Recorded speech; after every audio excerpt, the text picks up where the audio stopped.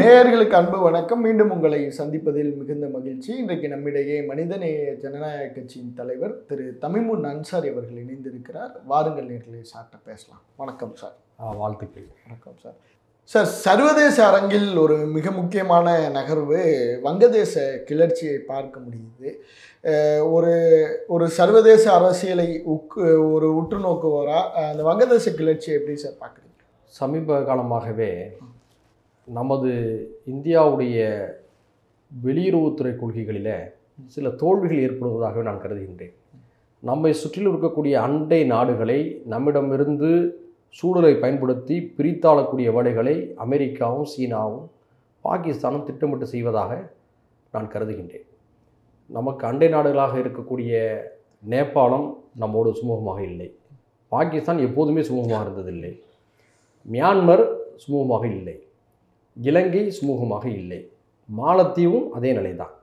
வங்கதேசம்தான் நம்மோடு நெருக்கமான பொருளாதார உறவுகளை பகிர்ந்து கொண்டு எல்லா வகையிலும் துணையாக நின்ற ஒரு நாடு. அங்கு ஏற்படக்கூடிய கிளர்ச்சி நம்முடைய நாட்டை ஏதாவது ஒரு வகையில் பாதிக்குமா என்று சொன்னால் பல வகையிலே பாதிக்கும். பொருளாதார ரீதியாக பாதிக்கும், பிராந்திய ரீதியான பாதுகாப்பு ரீதியாக ஜியோபாலிட்டிக்ஸ் அதுலேயும் ஒரு பாதிப்பை ஏற்படுத்துங்கிற ஒரு கவலை நமக்கெல்லாம் இருக்குது.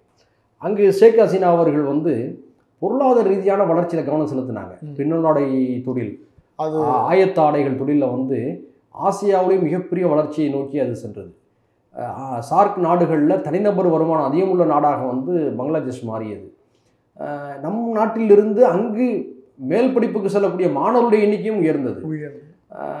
பல தொழிலாளர்கள் தங்களுக்கு உகந்த இடமாக பங்களாதேஷை தேர்வு செய்யக்கூடிய அளவுக்கு தன்னை அது மேம்படுத்தி கொண்டது. இதெல்லாம் ஷேக் ஹசீனாவுடைய சாதனை. அது மட்டும் இல்லாமல் அந்த அம்மா வெளியுறவுத்துறை கொள்கையை ரொம்ப நாசுக்காக கையாண்டாங்க. இந்தியாவோடு நெருக்கம், அதே நேரத்தில் சீனாவோடு பகை இல்லாத அளவிற்கு சீனாவையும் பயன்படுத்தி கொண்டு மேம்பாலங்களை கட்டுவது, அகன்ற சாலைகளை போடுவது,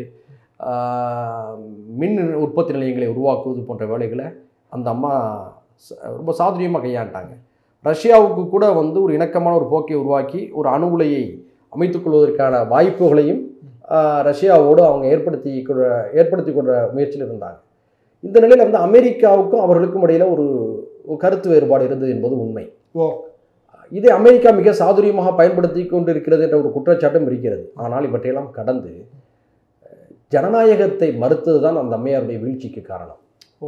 எவ்வளவுதான் வளர்ச்சி எந்த புள்ளியில் மறுத்தாங்க? என்னன்னா, தேர்தலில் போட்டியிடக்கூடிய எதிர்க்கட்சிகளை முடக்குவது, எதிர்க்கட்சி தலைவர்களை சிறையில் தள்ளுவது, தேர்தல் ஆணையத்தை தங்களுடைய முழு கட்டுப்பாட்டில் வைத்து தேர்தலிலே தாங்கள் வெற்றி பெற்றதாக பல தொகுதிகளில் அறிவிப்பு செய்தது. இவையெல்லாம் ஒரு ஜனநாயக மறுப்பு நடவடிக்கைகளாக ஹசீனா மீது குற்றம் சுமத்தப்படுகிறது.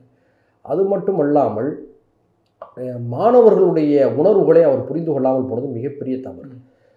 தங்களுடைய கட்சியினருக்கு ஆதரவாளர்களுக்கு நலன் பயக்கக்கூடிய வகையில் சுதந்திர போராட்டத்தில் ஈடுபட்ட தலைமுறையை சேர்ந்தவர்களுக்கு 30% இடஒதுக்கீடு என்று சொல்வதை வங்கதேச மாணவர்கள் ஏற்றுக்கொள்ளவில்லை.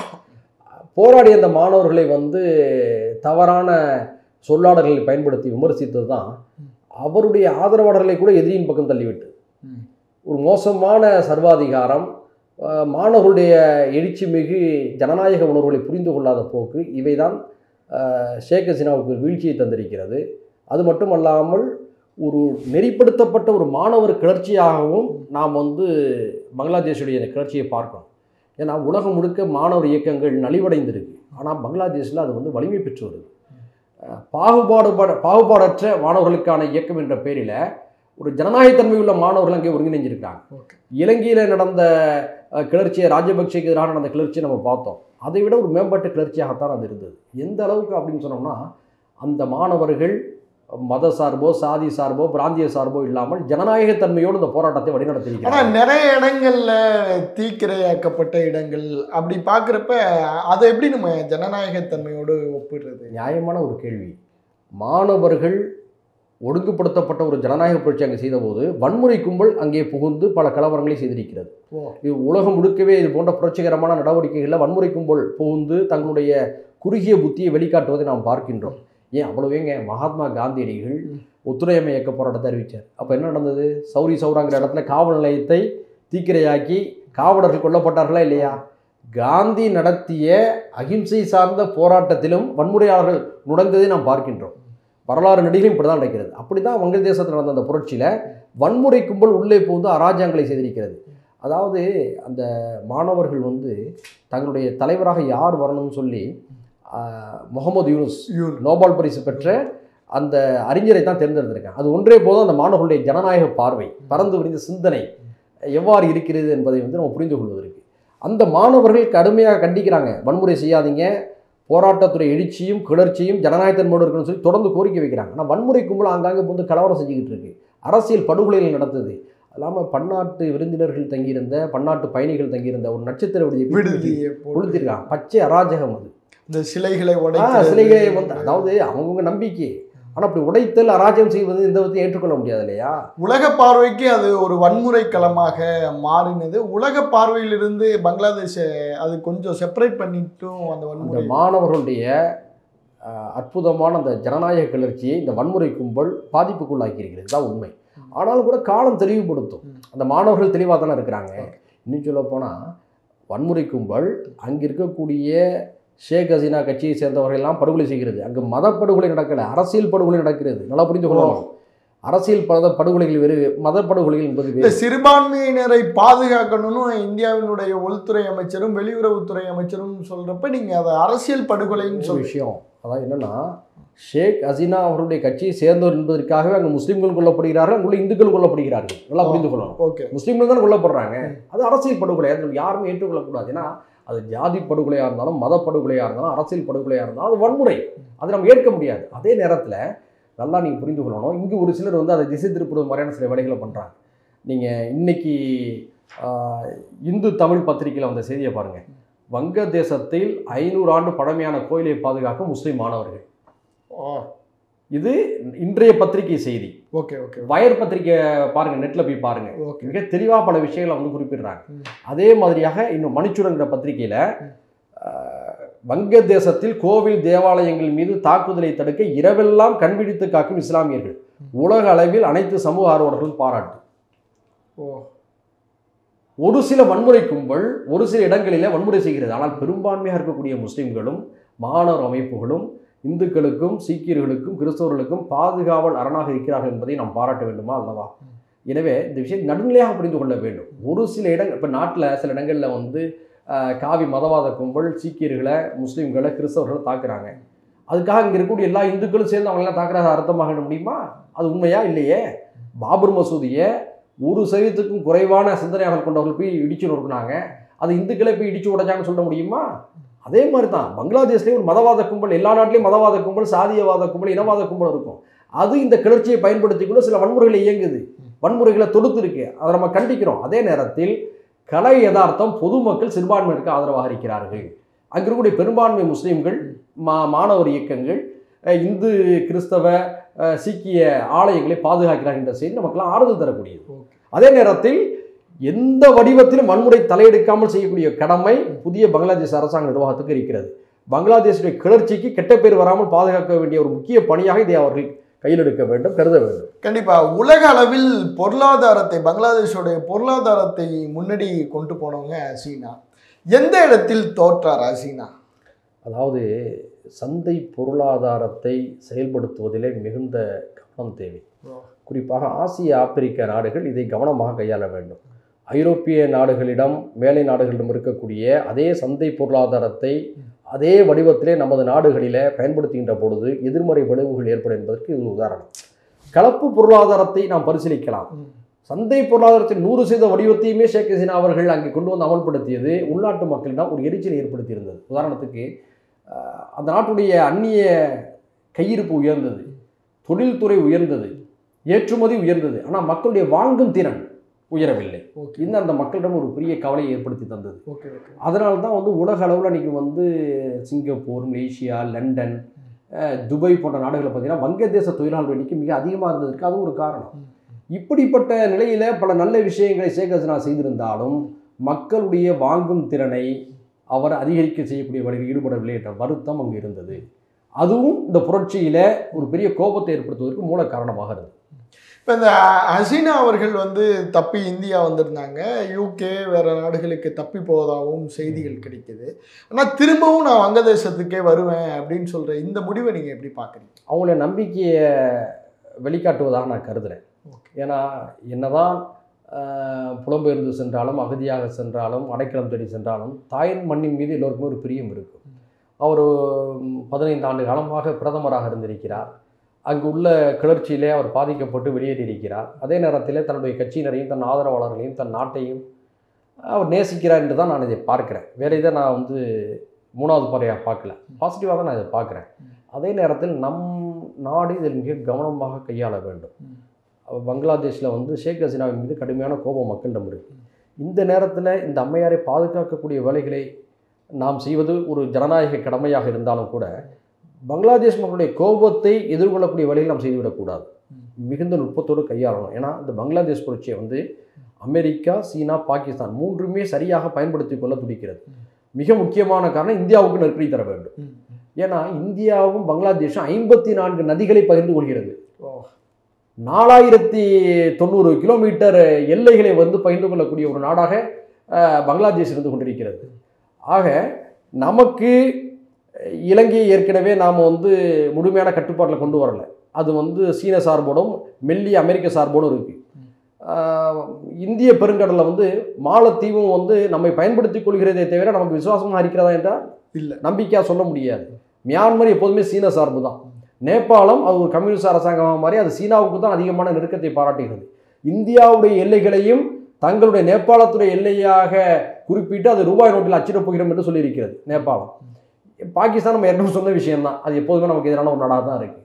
இப்படிப்பட்ட நிலையில் ஒப்பீட்டளவில் நம்மோடு மிகுந்த நெருக்கம் பாராட்டிய பங்களாதேஷை இப்போதைய கிளர்ச்சியின் வடிவில் நாம் புதிய சூழலை புரிந்து கொண்டு அந்த மக்களுடைய நல்லெண்ணத்தை பெறக்கூடிய வகையில் நம்முடைய இந்தியாவுடைய வெளியுறவுத்துறை கொள்கை அமைய வேண்டும். இல்லை என்று சொன்னால் நமக்கு எதிரான ஒரு ஜியோ பாலிட்டிக்ஸை மிக நேர்த்தியாக நான் சொன்ன சீனாவும் அமெரிக்காவும் பாகிஸ்தான் பயன்படுத்திக் கொள்ளக்கூடிய ஒரு அபாயம் இருக்குது.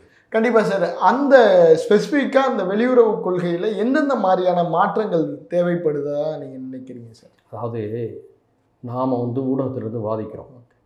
அந்த இருக்கையில் இருப்பவர்களுக்கு தான் சில நெருக்கடிகள் இருக்கும். எனவே இந்த விவகாரத்தில் ராஜதந்திர பூர்வமான சில நடவடிக்கைகளை எடுத்திருக்க வேண்டும். உதாரணத்துக்கு ஷேக் ஹசீனா நம்மோடு ரொம்ப நெருக்கமாக இருந்தாங்க. மாணவர் கிளர்ச்சி ஏற்பட்ட உடனேயே இந்திய அரசு அவருக்கு ஒரு அறிவுறுத்தலை செய்திருக்க வேண்டும். பங்களாதேஷுடைய உச்சநீதிமன்றம் 30% இடஒதுக்கீடு தொடர்பாக சொன்ன கருத்தை நிறுத்தி வைக்க வேண்டும். அப்படி ஒரு அறிவிப்பு செய்திருந்தால் இந்த கிளர்ச்சியை வந்திருக்காது. இந்த யோசனையை இந்தியா சொல்லியிருக்க வேண்டும். மிகுந்த நெருக்கத்தோடு ஷேக் ஹசீனா அவர்கள் இருந்தார்கள். இன்னும் சொல்ல போனால் பங்களாதேஷை சுதந்திர நாடாக ஆக்கி கொடுத்தது இந்தியா. இந்திரா காந்தி அவர்கள் பிரதமராக இருந்தபோது தான் மேற்கு பாகிஸ்தான், கிழக்கு பாகிஸ்தான் என்று 2 வெவ்வேறு பகுதியில் பாகிஸ்தானுடைய இடங்கள் அமைந்திருந்தது. அப்போது கிழக்கு பாகிஸ்தானாக இருந்த இன்றைய பங்களாதேஷ் நாங்கள் மதிக்கப்படவில்லை, மேற்கு பாகிஸ்தானால் நாங்கள் ஏமாற்றப்படுகிறோம் என்ற கோபத்தில் தான் முஜிபுர் ரஹ்மான் தலைமையில் புரட்சி நடந்துச்சு. அந்த முக்தி வாகினி படைக்கு வந்து முழு உதவி செய்தது நம்முடைய இந்திய அரசு. அப்படிப்பட்ட ஒரு சூழலில் அந்த புரட்சிக்கு தலைமையேற்ற முஜிபுர் ரஹ்மான் இந்தியாவின் மீது மிகுந்த நேசம் வைத்திருந்த ஒரு நண்பராக இருந்தார். அவருடைய மகன் தான் ஷேக் ஹசீனா. இப்படிப்பட்ட ஒரு வரலாற்று பின்னணியோடு ஷேக் ஹசீனா அவர்கள் நம்மோடு நெருக்கமாக இருந்த தருணத்தில் உரிய நேரத்தில் உரிய ஆலோசனைகளை நாம் சொல்லியிருந்திருக்க வேண்டும். நம்முடைய உளவு பிரிவு, இந்தியாவுடைய வெளியுறவுத்துறை அதிகாரிகள் அவருக்கு நேர்த்தியாக வழிகாட்டி இருந்திருக்க வேண்டும் என்பதுதான் என்னுடைய கருத்து. அது தவறி போனதை மற்ற நம்முடைய எதிரி நாடுகள் மிக நுட்பமாக பயன்படுத்தியிருக்கிறார்கள். அதனுடைய விளைவு நமக்கு நட்புக்குரிய ஒரு நாட்டில் ஒரு கிளர்ச்சி ஏற்பட்டு அந்த கிளர்ச்சியினால் நாமும் ஏதாவது ஒரு வகையில் பாதிக்கப்படக்கூடிய நிலைக்கு தள்ளப்பட்டிருக்கின்றோம். சார், இப்போ இந்த வங்கதேசத்துடைய கிளர்ச்சியினுடைய அடுத்த பக்கம் அப்படின்னு பார்க்குறது நோபல் பரிசு வென்ற அவருடைய தலைமையில் வந்து இந்த வங்கதேசம், இந்த கிளர்ச்சியிலிருந்து இந்த வங்கதேசம் அடுத்த கட்ட நகர்வுக்கு எப்படி போகணும்னு நினைக்கிறீங்க? அதாவது இப்போ தான் ஆட்சி பீடத்துக்கு வந்திருக்காரு. அவர் ஒரு அறிஞர், பொருளாதார நிபுணர். மன்மோகன் சிங் மாதிரி அவரை நம்ம பார்க்கலாம். சொல்கிறேன் உதாரணத்துக்காக. ஆட்சி நிர்வாகம் என்பது அவருக்கு புதியது. அவர் அரசியல்வாதியும் அல்ல. ஆட்சி நிர்வாகத்துக்கு ஒரு அறிஞர் மட்டுமே தகுதியானவராக கருதிட முடியாது. அவருக்கு ஆட்சி செய்யக்கூடிய நிர்வாகத் திறமையும் இருக்க வேண்டும். இந்த புதிய பொறுப்பை முகமது யூனுஸ் அவர்கள் எவ்வாறு கையாளப் போகிறார் என்பதுதான் எல்லோருடைய கேள்விக்குறி. எனவே ஒரு 3 மாதத்திற்கு அங்கே நடக்கக்கூடிய நிகழ்வுகளை நாம் உன்னிப்பாக கவனித்து பார்த்த பிறகுதான் எதையும் அறுதிட்டு சொல்ல முடியும். அதுவரை நம்முடைய அண்டை நாட்டில் ஒரு அமைதி ஏற்பட வேண்டும். அங்கே இருக்கக்கூடிய அரசியல் படுகொலைகள், வன்முறைகள், சில இடங்களிலே சில வன்முறை கும்பல்கள் இருக்கக்கூடிய மத துவேஷங்கள், இவை அனைத்தும் முடக்கப்பட்டு சகஜ வாழ்வு அங்கு திரும்பினால்தான் அங்கே வந்து ஒரு நிலையான மாற்றங்களை ஏற்படுத்த முடியும். அதுவரை நம்ம காத்திருக்கணும். சரி, இப்போ இந்த ஜியோ பாலிட்டிக்ஸில் ஹசீனாவுடைய இடத்திலிருந்து உலக நாடுகள் எப்படி பார்க்கும், உலக நாடுகள் இப்போ ஹசீனாவை எப்படி பார்க்கும்? அதாவது இப்போ அங்கே நடக்கக்கூடிய இந்த சம்பவங்களை பார்க்கின்ற பொழுது New York times, south China morning post, இப்படிப்பட்ட பல பத்திரிகைகள், டெய்லி மிரர், இவங்கெல்லாம் வந்து என்ன நினைக்கிறாங்கன்னு சொன்னோம்னா, ஷேக் ஹசீனாவுடைய இந்த தோல்வியை ரசிக்கிறாங்க. உலக ஊடகங்கள், இந்தியாவின் மீது மெல்லிய வெறுப்பை வெளிப்படுத்தக்கூடிய ஊடகங்கள்லாம் ஷேக் ஹசீனாவின் மீதான இந்த வெறுப்பை உள்ளூர ரசிக்கிறார்கள். அந்த வார்த்தைகளை தான் அவர்களெல்லாம் வெளிப்படுத்துகிறார்கள். மாணவர் கிளர்ச்சியை ஆதரிப்பதாக சொல்கிறார்கள். ஆனால் அவருடைய நோக்கம் வஞ்சகம் நிறைந்தது.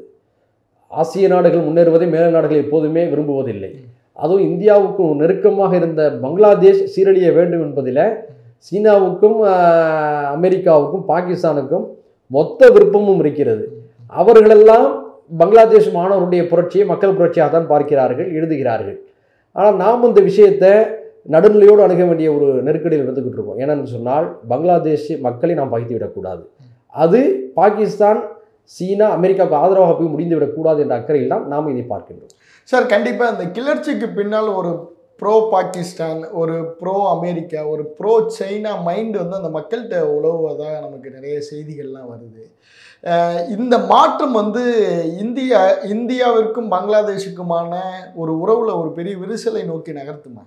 அதாவது நாம் இப்படி வெளிநாட்டிலிருந்து வாதிக்கிறோம். ஆனால் பங்களாதேஷில் இருக்கக்கூடிய மக்கள் என்ன நினைக்கிறார் என்பது தான் முக்கியம். அவங்க வந்து நாங்களாக இருக்க வேண்டும், நாங்கள் ஒரு சுதந்திர தேசமாக இருக்க வேண்டும், தற்சார்பு உள்ள குடிமக்களாக இருக்க வேண்டும் என்றுதான் விரும்புகிறாங்க.